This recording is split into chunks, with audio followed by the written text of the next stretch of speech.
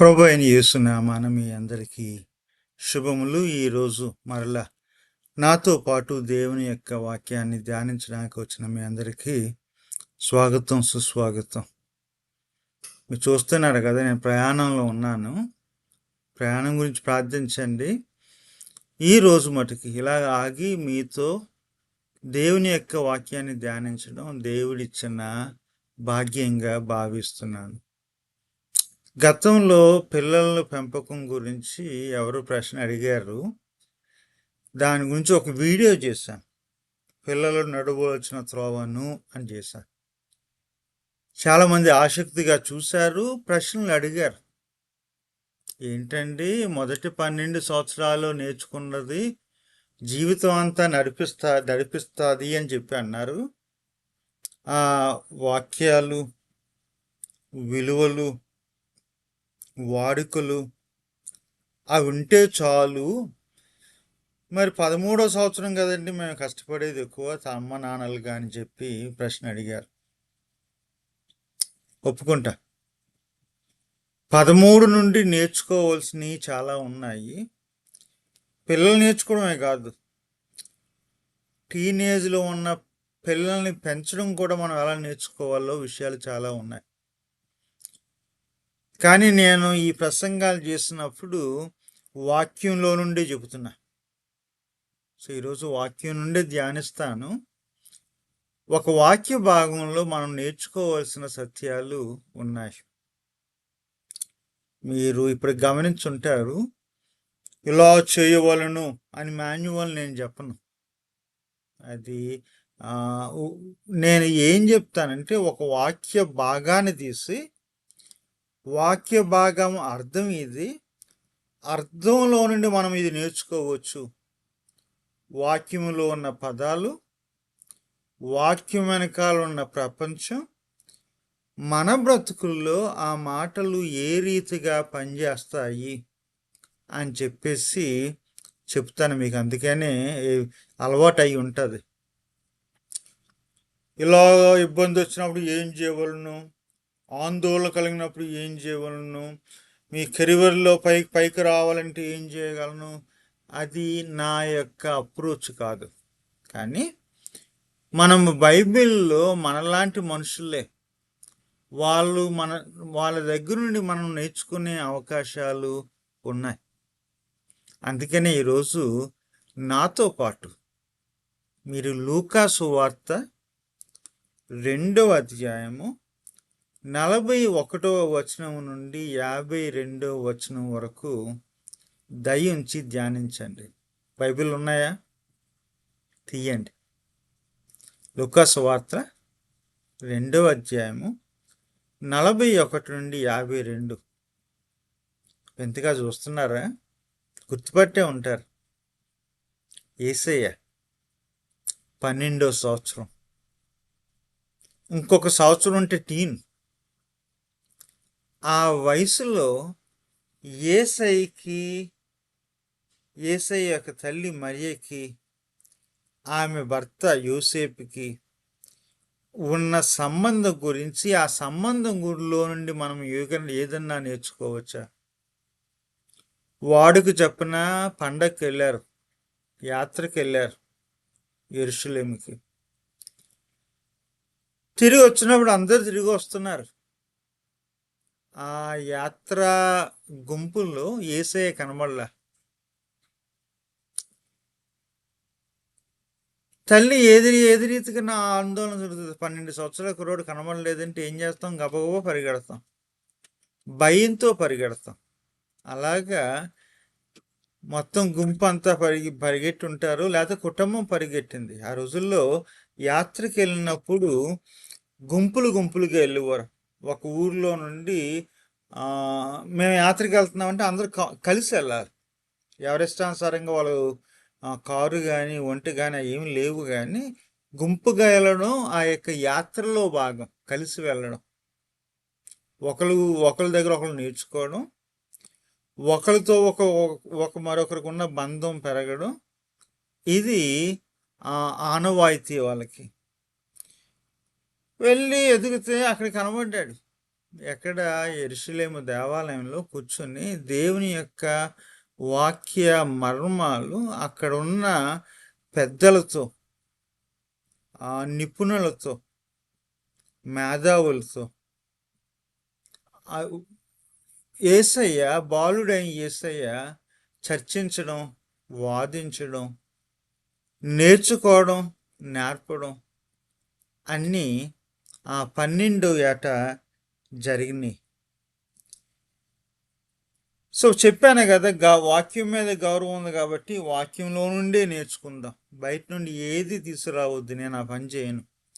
కానీ వాక్యాన్ని చూసినప్పుడు మన యొక్క అనుభవాలు కాస్తో కోస్తో ఒక విధమైన అద్దాలుగా మారుతాయి. ప్రమాదం ఉంది, అందులో చాలా ప్రమాదం ఉంది. వాక్యంలోనికి మన అనుభవాలు తీసుకురాకూడదు, కానీ మన అనుభవాల కొరకు, మన అనుభవాల నుండి వాక్య సారాంశాన్ని అర్థం చేసుకోవచ్చు. 2 బిడ్డల తండ్రిని, పిల్లల్ని టీన్స్ దాటిపోయినాయి. ఇప్పుడు ఎంత 21 సంవత్సరం, 23 సంవత్సరాలు పిల్లలు. సో పిల్లలు టీన్స్లో ఎలాగుంటారో కాస్తో కోస్తో నేను చూశాను.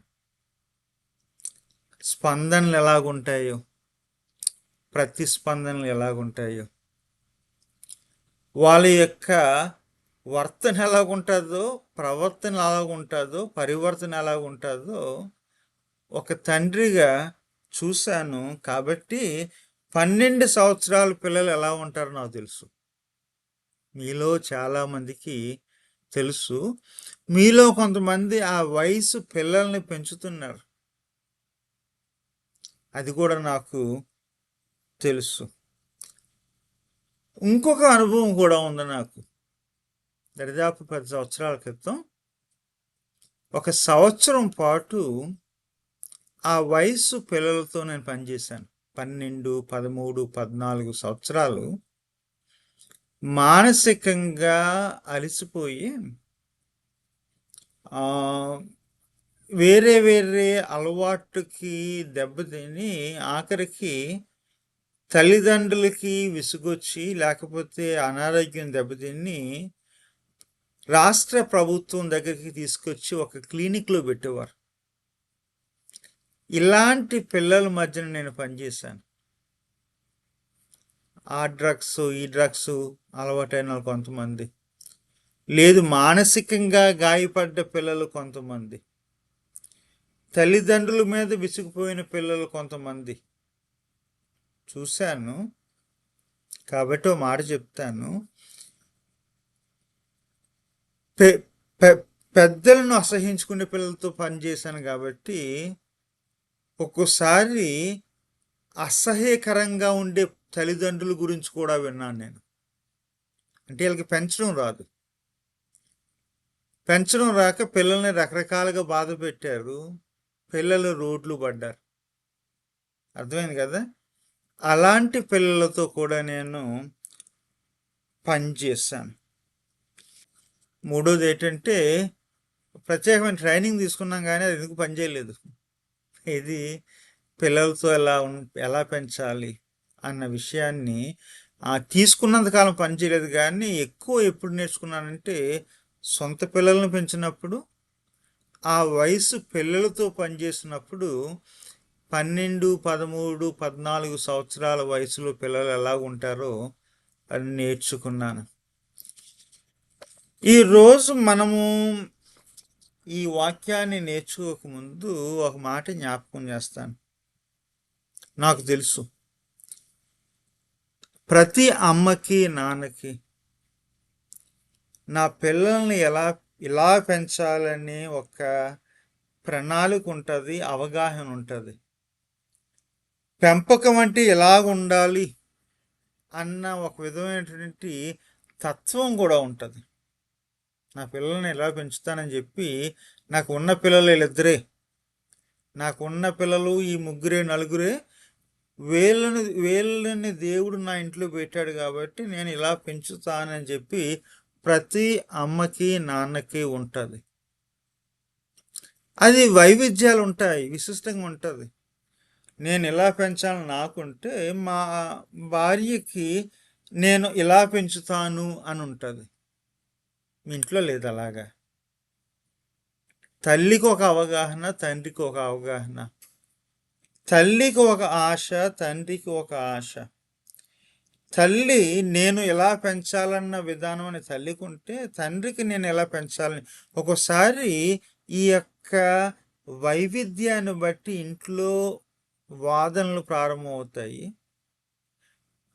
భార్య భర్తల మధ్యన, అంటే తల్లి తండ్రుల మధ్యన విభేదాలు వస్తాయి, గొడవలు వస్తాయి. అది ఒప్పుకుంటాను. అందుకనే ఇలా చేయవలను, ఇలా చేయవలను, ఇలా చేయవలనని నేను చెప్పను. కానీ మనం అందరం నేర్చుకోవచ్చు, ఒకరి నుండి ఒకరు నేర్చుకోవచ్చు, పెద్దోళ్ళ నుండి నేర్చుకోవచ్చు, బైబిల్ నుండి మనము నేర్చుకోవాలి. అది తెలిసే ఈరోజు ఈ వాక్యాన్ని ఎన్నుకున్నాను. మరి వాళ్ళు సంపూర్ణమైన పర్ఫెక్ట్ సరైన తల్లిదండ్రులని అని అనుకోను. ఎవరు? యేసయ్య తల్లి మరియా, ఆమెను చేసుకున్న యోసేపు. మరియా యోసేపులు మనలాంటి తల్లిదండ్రులే, పొరపాట్లు చేస్తుంటారు. అర్థమైంది కదా? మనుషులు కదా. మనుషులం ఎవరైనా సరే పొరపాట్లు చేస్తాం. ఇంట్లో యేసయ్యని పెంచినప్పుడు చిన్న చిన్న పొరపాట్లు జరిగే ఉంటాయి. అంటే ఎందుకు చెప్తున్నానంటే, వాళ్ళు మనలాంటి మనుషులే అని చెప్పడానికి చెప్తున్నాను. మనం పెంచిన పిల్లలు మరి యేసయ్యలా అయిపోరు, ఆశించకండి. ఆ యేసయ్య మార్గంలో పెంచుతాం, ఆ యేసయ్య పోలికలా ఉండాలని పెంచుతాం. అది మన యొక్క ఆశ.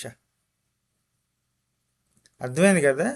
ఆ ఆశను బట్టి రకరకాల ఇలా పెంచితే బాగుంటుంది, ఇలా పెంచితే బాగుంటుంది అని చెప్పి వాళ్ళకి విలువలు ఇవ్వడాలు, రిథమ్స్ ఇవ్వడం, అలవాట్లు నేర్పించడం, ఇవి మనం చేస్తూ ఉంటాం.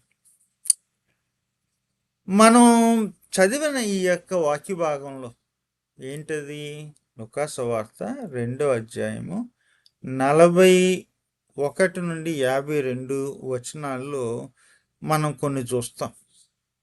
యేసయ్య వయసు 12 సంవత్సరాలు. మొదటి శతాబ్దంలో యూదుల యొక్క కుటుంబాల్లో పెరిగిన పిల్లలు 10 సంవత్సరాల లోపులోనే వాళ్ళకున్న నియమాలు, మిష్నా అంటే రాయబడినవి కాదు, చెప్పబడినవి. ఇంట్లో కూర్చోబెట్టుకుని అమ్మ నాన్నలు చెప్పేవారు. తర్వాత అప్పుడప్పుడు గురువులు వచ్చి చెప్పేవారు. ఆ మిష్నాన్ని, అంటే ఎలాగ బ్రతకాలి అనేది నేర్పించేవారు. మనం కూడా చేస్తాం కదా. మొదటి 10-11 సంవత్సరాల్లోనే పిల్లలకి ఇదిగో ప్రపంచం ఇది, కుటుంబం ఇది, బ్రతుకంటే ఇది అన్న పాఠాలను నేర్పిస్తారు. ఈ మిషనాల్లో ఏమి నేర్చుకునేవారంటే, చెప్పాను కదా, వాళ్ళకున్న ఆచారాలు, యాత్రలు, పండుగలు. అంతేకాదు, కుటుంబం అంటే ఏంటి, పెళ్ళి, వైవాహిక జీవితంలో అన్నీ ఎప్పుడు ఒక సాఫీగా ఉండవు. ఒక్కోసారి బాగుంటుంది, ఒక్కోసారి బాగోదు. తేడా వచ్చినప్పుడు విడాకులు అంత ఎక్కువ ఉండేవి కాదు, కానీ ఉండేవి. ప్రతి పెళ్ళికి కారణం, మూలం, ఇంధనం ఏంటంటే మాట నిలబెట్టుకోవడం, మాట ఇవ్వడం, మాట నిలబెట్టుకోవడం.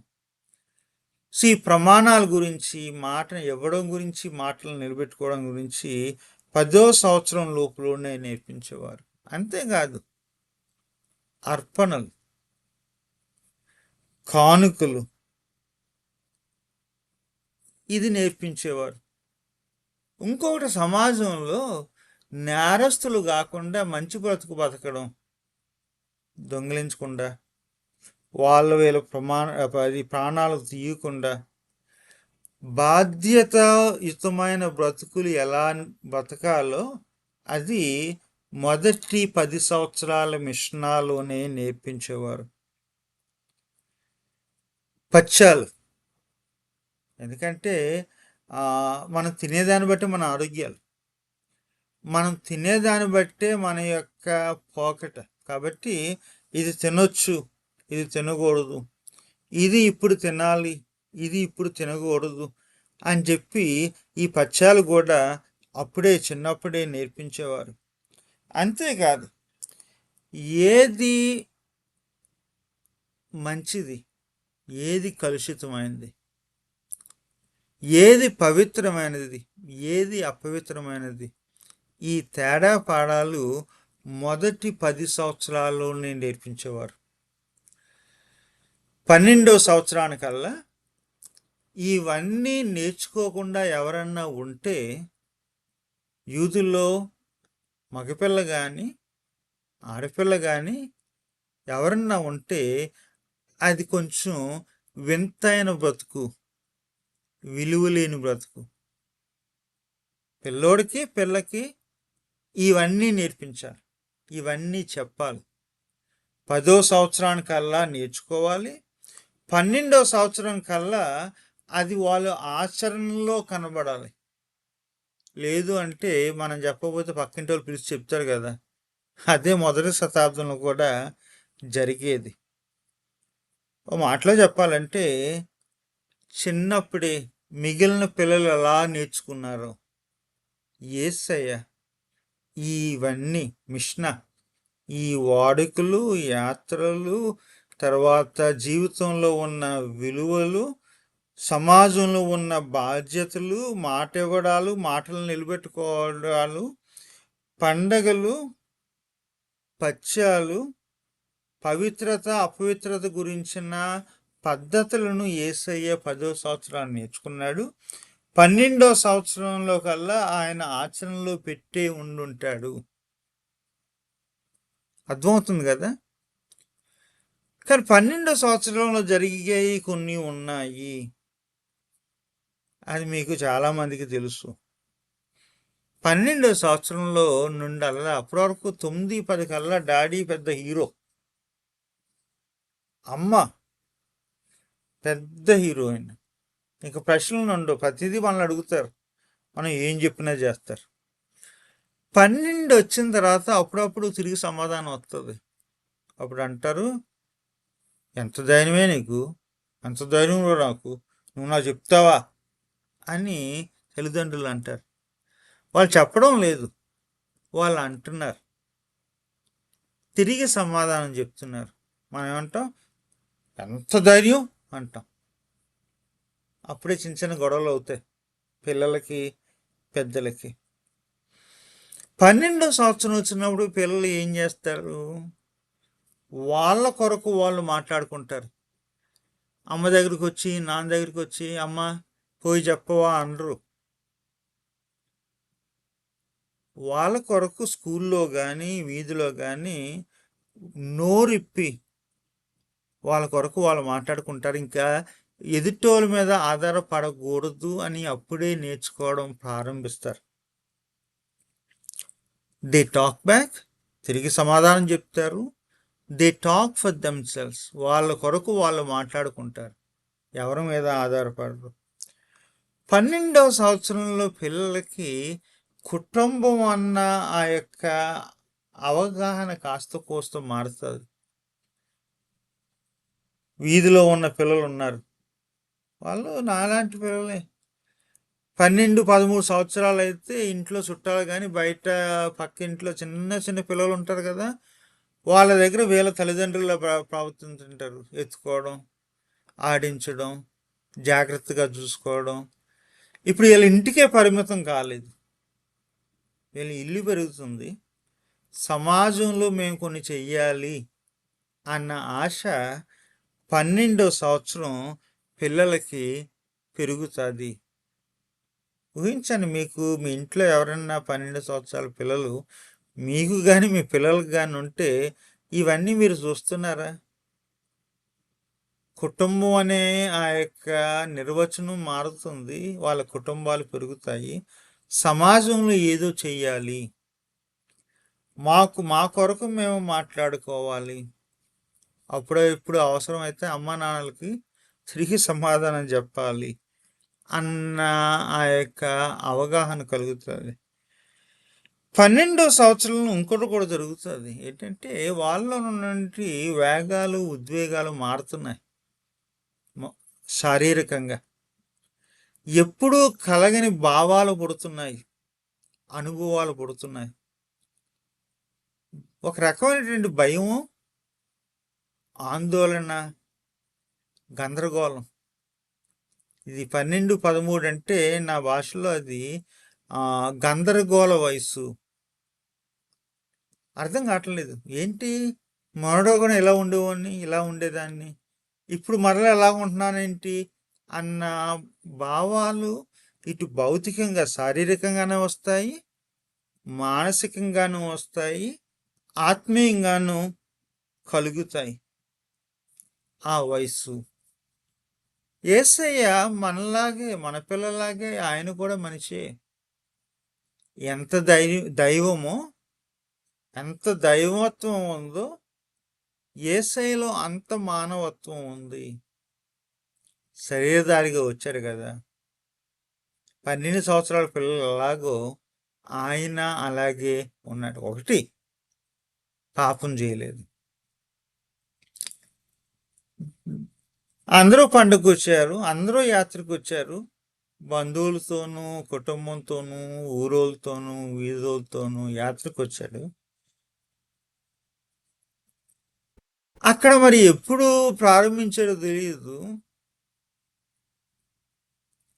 మాట్లాడుతూ ఉన్నాడు, నేర్చుకుంటూ ఉన్నాడు. ఏంటి లేఖన భాగాలు? యేసయ్య లేఖనాలు ఏంటి? మొదటి నిబంధన అప్పటికి ఆల్రెడీ సిద్ధంగా ఉంది.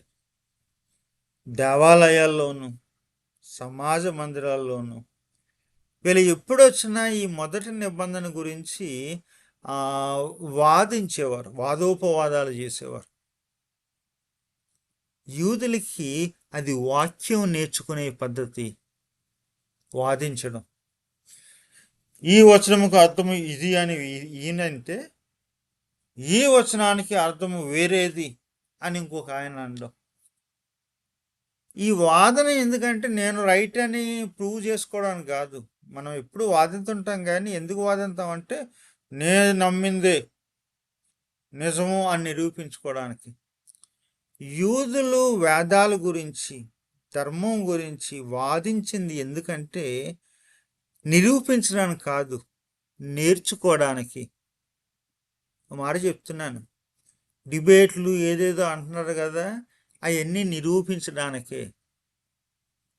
డైలాగు, వాదన ఉంది కదా, 2-3 కూర్చుని ఇదిగో వాక్యం యొక్క అర్థం ఇది, నాకు ఎలాగ అర్థమైంది, లేదు నాకు అలాగ అర్థమైంది అని సంభాషించడం ఉంది కదా, అది నేర్చుకోవడానికి సోపానం, నిరూపించడానికి అది సోపానం కాకూడదు.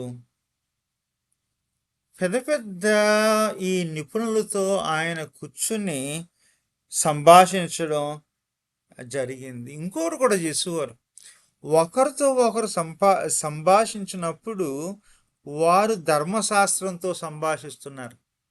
అంటే ధర్మశాస్త్రంలో అప్పుడు వరకు వాళ్ళ కంటికి కనబడని అర్థాలు వాళ్ళకి కనబడడం ప్రారంభించింది. అది యూదులు ధర్మశాస్త్రాన్ని ధ్యానించే పద్ధతి. అర్థమైంది కదా. 2-3 కూర్చోవడం, ఒక వాక్యాన్ని తీయడం, దాని గురించి సంభాషించిన తర్వాత ఆ వాక్యంలో కొత్త అర్థాలు చూడడం యూదులకి అలవాటు. యేసయ్యకి అప్పటికే అది అలవాటు అయిపోయింది. కూర్చుని వాళ్ళతో వివాదించి నేర్పించడం, నేర్చుకోవడం 2 యేసయ్య చేస్తున్నాడు. సో 12 సంవత్సరంలో జరగాల్సింది జరిగేది ఏంటంటే వాదించడం ఉండాలి, కొత్త కొత్త విషయాలు నేర్చుకోవడం ఉండాలి. వచ్చారు అమ్మ నాన్నలు 3వ దినాన్ని వచ్చారు. 3వ దినాన్ని వచ్చారంటే అర్థం ఏంటి? సహజంగా 3వ దినం అంటే ఈ లూకా సువార్తలో తన మనసులో ఏంటంటే పునరుద్ధానం. తప్పిపోయాడు, తిరిగి కనబడ్డాడు. వస్తే కనబడితే వాళ్ళు విస్మయము పొందారు. నాకు ఈ వచనం చాలా ఇష్టం, ఆ మాట చాలా ఇష్టం. ఎంత ఇష్టం అంటే మా అబ్బాయికి విస్మయ్ అని పేరు పెట్టాను. నాకే కాదండి, లూకాకు కూడా ఈ విస్మయము పొందాను అన్న పదం ఉంది కదా, అది చాలా ఇష్టం. 12 సంవత్సరాలకు ఆగనవసరం లేదు. మన పిల్లలు ఎప్పుడూ మనకు విస్మయాలను తీసుకొస్తారు కదా. 12వ సంవత్సరంలో మనకు విసుగు తీసుకురాకూడదు. 12వ సంవత్సరంలో పిల్లలు ఏం చేసినా విస్మయమే పొందండి. Let them be a wonder. మన జీవితాల్లో వాళ్ళ విస్మయాలు కావాలి. అమ్మ నాన్నలు వింటున్నారు కదా, మన పిల్లలు మనకి ఎప్పుడూ ఒక ఆశ్చర్యాన్ని తీసుకొచ్చేవారుగా ఉండాలి. మన జీవితాల్లో ఒక విస్మయాన్ని వచ్చేవాళ్ళకి ఉండాలి. వాళ్ళని చూసి మనం అబ్బురుపోవాలి, అబ్బా దేవా ఇలాంటి పిల్లలు మాకు ఇచ్చావా అని చెప్పేసి విస్మయాన్ని పొంది, ఏంటి నాన్న ఇక్కడ ఉంటున్నావు అంటే యేసయ్య ఏమంటాడంటే నా తండ్రి ఇల్లు అంటాడు. అది ఆ పదానికి 3 అర్థాలు ఉన్నాయి. ఒకటేంటంటే మందిరం, నా తండ్రి ఇల్లు, ఇక్కడే ఉంటాను. జ్ఞాపకం ఉంది కదా, సమూయేలు ఎలా పెరిగాడు ఇంటిలో, తండ్రి ఇంటిలో, అదొక అర్థం. రెండో అర్థం ఏంటంటే ఇల్లు అంటే కుటుంబము. కూర్చొని వీళ్ళతో వాదించున్నాను కదా, మీరు వెళ్ళిపోయారు కానీ నా కుటుంబం ఎక్కడ ఉంది? మందిరానికి వచ్చిపోయారు ప్రతి ఒక్కరు నా కుటుంబమే. మందిరాలు తీసుకెళ్తున్నారు కదా మీ పిల్లల్ని, నేర్పించండి. ఒకటి, వాళ్ళ కొరకు బతకడమే కాదు, మీ కొరకు బతకడమే కాదు, మందిరంలో ఉన్న ప్రతి ఒక్కరి కొరకు వాళ్ళు బతకాలి. బడికి వెళ్ళినప్పుడే కాదు, ఉద్యోగాలు చేసినప్పుడు, ఆదాయాలు వచ్చినప్పుడు, పెద్ద అయినప్పుడు, మందిరంలో ఉన్న ఈ అవసరాల్లో ఉన్న పిల్లల్ని కానీ పెద్దలను కానీ పలకరించి సహాయం చేయాలి. ఒక మాట చెప్తాను, మన మందిరాల్లో కాస్త కోస్త చదువు ఉన్నవాళ్ళు చదువు లేని పిల్లలకి చదువు చెప్తే, కాస్త కోస్త ఆదాయం ఉన్నవాళ్ళు ఈ కష్టపడుతున్న పిల్లలకి చదువు చెప్పించి ట్రైనింగ్స్ ఇప్పించి ఉద్యోగాలు చూపిస్తే, మన పిల్లలకే కాదు, మందిరంలో ఉన్న పిల్లలకి, మందిరంలో ఉన్న ప్రతి ఒక్కరూ మా కుటుంబం అన్న భావన కలిగితే, అంతేకాదు చుట్టుపక్కన ఇరుగు పొరుగులో ఉన్న వాళ్ళు కూడా మా కుటుంబం, ఇది దేవుని పిల్లలు మా కుటుంబం అన్న భావన కలిగితే అందరూ బాగుంటామండి. మనమే కాదు, అందరూ బాగుంటాం. అందరూ బాగుంటేనే మనం బాగుంటాం. దేవుని యొక్క నా తండ్రి పిల్లలు వీళ్ళందరూ అంటాడు, అదొక అర్థం. మూడోక అర్థం ఏంటంటే మై ఫాదర్స్ ఎఫర్ట్స్, నా తండ్రి విషయాలు అంటాడు. నేను కూర్చుని చేస్తుంది ఏంటంటే నా తండ్రి విషయం, నా దేవుని విషయం నేర్చుకోవడం, నేర్పించడం, మందిరంలో ఏదో రీతిగా ఉపయోగపడటం. 12 దాటిన తర్వాత మనం మన కొరకు బతకకూడదు, మన పిల్లలు మన కొరకు బతకకూడదు. సమాజం ఉంది, సంఘం ఉంది, దాని కొరకు బ్రతకాలి. అవి చూసి మనం విస్మయం చెందాలండి. మరి దేవుని దీవెన, నా అదృష్టం బాగుంది, మేము ఉన్న ఊరిలో ఇప్పటికి ఇంకా ఎవరిని వెళ్తే అక్కడ ఉన్న కౌన్సిలర్లు కానీ, మేయర్లు కానీ, ఆఫీసర్స్ కానీ, ఇప్పుడు ఉన్న చోట కాదులేండి, పిల్లలు పెరిగిన చోట, పిల్లలు హై స్కూల్కి వెళ్ళిన చోట, అందరూ అంటారు మీరు అమ్మాయి యొక్క ఫాదరేనా అంటారు. ఓకే, మీరు ఆ అబ్బాయి యొక్క డాడీ అని అంటారు. నాకే ఆశ్చర్యం వేస్తుంది. ఏంటి అంటే మాకు తెలియదు వీళ్ళు సమాజానికి చిన్నప్పటి నుండే ఉపయోగపడటం మొదలుపెట్టారు. మా అబ్బాయి ఏదో నేర్చుకున్నాడు, సిపిఆర్ నేర్చుకుంటే కనీసం 2-3 ప్రాణాలు పోతున్న సమయంలో మళ్ళీ తీసుకొచ్చాడు. చిన్న చిన్న విద్యలు, చిన్న చిన్న చిట్కాలు ఉపయోగించుకుని ఎవరొకరికి ఉపయోగపడాలి. మా అమ్మాయి కూడా ఏదో ఇది మీకు ఎప్పుడు చెప్పుంటాను, అది ఇది చేసి ఇల్లు లేని వాళ్ళకి, రోడ్ల మీద ఉన్న వాళ్ళకి ఏదో రీతిగా ఉపయోగపడడం. మన కుటుంబాలు పిల్లలు 12 దాటితే పెద్ద అవ్వాలి.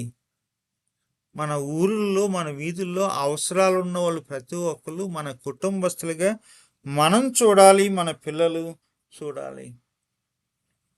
విస్మయం చెందింది, ఆందోళన చెందింది సహజమే. పిల్లలు పోయినప్పుడు, కనబడిపోయినప్పుడు ఆందోళన సహజమే. పిల్లలు ఎదుగుతున్నప్పుడు, తిరిగి సమాధానం చెప్పుతున్నప్పుడు ఆందోళన సహజమే. పిల్లల్లో మార్పు వస్తున్నప్పుడు మనలో గర్వం పెరుగుతుంది, ఆందోళన కలుగుతుంది, సహజమే. కానీ ఆందోళనతో పిల్లల్ని పెంచలేము. దేవుణ్ణి నమ్మి పెంచాలి. పిల్లలను కూడా నమ్మాలండి. ఎందుకంటే అప్పుడు ఒక విలువలు నేర్పించాం కదా, ఆ విలువల్లో పిల్లలు పెరుగుతారు, ఉపయోగపడతారు అని మనం నమ్మాలి. పెంచినప్పుడు 2 పదాలను కొంత పెంచాలి, పెరగనివ్వాలి. ఒకసారి మన తెలుగు కుటుంబాల్లో ఏంటంటే మమ్మీ ఏదో అనుకుంటుంది, నా కొడుకు ఎంత దృఢ అయిపోవాలని చెప్పేసి వాడు ఏం చదవాలో, ఏ ఉద్యోగం చేయాలో కూడా చిన్నప్పుడు పేరు పెట్టేసుకుంటారు. మనం పేరు పెట్టుకుని పిల్లల్ని పెంచొద్దు. దేవుడు వాళ్ళకి ఇచ్చిన వరాలు వాళ్ళు గమనించినప్పుడు దేవుడు వాళ్ళని దేని కొరకు సిద్ధపరిచాడో దాని కొరకు వాళ్ళని పెరగనిద్దాము. పెంచాలి, వాళ్ళను పెరగనివ్వాలి. ఇంకొకటి 12, 13, 14, 15 ఈ టీనేజెస్ ఉన్నాయి కదా, ఆ టైంలో కోపం తెప్పిస్తారు వాళ్ళు. మనకు కోపం వస్తుంది, సహజమే. మించింది ఒకటి ఉంది. యేసయ్య దేవుని దయందు, పెద్దల దయందు పెరిగాడు. దయా దయా దయా అనేది కనీసం 52వ వచనంలో 3 సార్లు వచ్చింది. ద్వేషంతో కాదు, కోపంతో కాదు, దయతో, దయలో పిల్లలు పెరగాలి, పిల్లల్ని పెంచాలి. వయసులో పెరిగాడంట, వయసులో పెరుగుతారు. ఎందుకంటే వయసులో పెరగాలంటే కావాల్సింది ఏంటి? బ్రెత్, ఊపిరి. ఊపిరి ఎంత అవసరమో అమ్మ నాన్నల దయ, దేవుని దయ అంత అవసరము. టీన్స్లో మన పిల్లలు దయలో బ్రతకాలి. సో దయతో పెంచుతాము, దయలో పెంచుతాము, పిల్లలు పైకి వస్తారు, భక్తులు అవుతారు, బాధ్యత కలిగిన పౌరులు అవుతారు. మీకు మీ పిల్లలకి ఆ దేవుని యొక్క దయ ఇంకా మెండుగా ఉండాలని ఆశిస్తున్నాను. ఉంటాను మరి, సెలవు.